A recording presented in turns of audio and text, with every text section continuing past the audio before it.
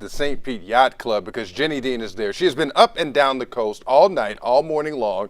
What is the situation there? Oh, right behind you there, Jenny, somebody. Right behind you, Jenny. Yeah. This is exactly what the St. Pete Mayor Ken Welch just held a news conference said, please don't do. Don't be coming out here. Don't come down near the pier. Don't be coming down to the waterfront and start waiting around in the water.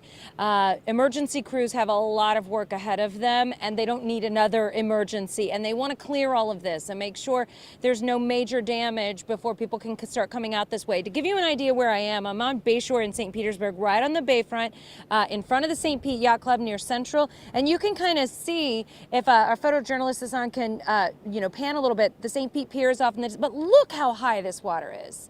It is up over the sidewalks. It is up into the streets in any of these low-lying areas. There will be a couple of high spots, but then suddenly there's a foot, maybe a foot and a half of water. So this just gives you an idea how high the boats are, how high everything is. They need to really make sure some of this recedes so that they can clear all of this and make sure it's safe to get out there and walk on. And so the mayor is asking, and public safety, the police department, all asking everyone to just stay out of the water and stay out of these areas. There are a lot of people just walking in the streets where police aren't even, like police are blocking off the street where I'm standing right now because they don't want people driving through it. But there are people walking through streets that aren't blocked off by police. So it could be dangerous. There are people driving around. There are a lot of people walking around. Just try to be careful. Try to wait a little bit longer until a lot of this recedes. But we're showing you now in a safe way what you would be walking out and looking at. We're still getting a few wind gusts here and there, a few sprinkles of rain, but we could get some more of those heavy bands. We just had one about 20 minutes ago that was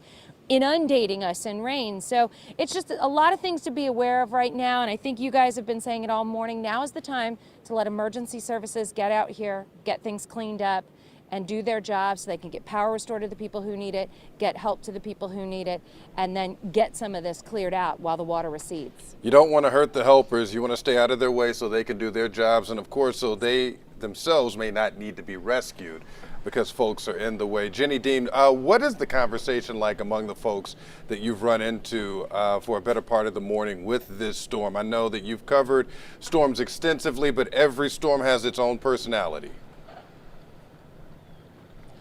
You know, that is so true. And a lot of people I've talked to were actually surprised at how much flooding we're seeing and how it just, we're not seeing the wind and the trees down, and we have seen some heavy rain bands, but it's not been that constant, really hurricane rain, just the bands coming through, but just the significance of the water. And every storm is different. I was just talking with the public information officer at St. Pete PD. We were talking about all these different storms, and there's really no way to compare them because they are all so different. This one is doing something different than Ada did, even though they were sort of similar. Irma had all the trees down and had electricity out for a long time. So, I mean, there's going to be a lot of stories to tell, but right now the story they really want to tell is, you know, the city of St. Pete felt like they were very prepared for this storm. They felt like they did the best they could in warning residents to get out of those areas that needed to be evacuated, and they did a good job at it. We were at a shelter yesterday morning where they were busing people to a shelter at John Hopkins Middle School, and it was filling up. So people were heeding the warnings and doing what they needed to do.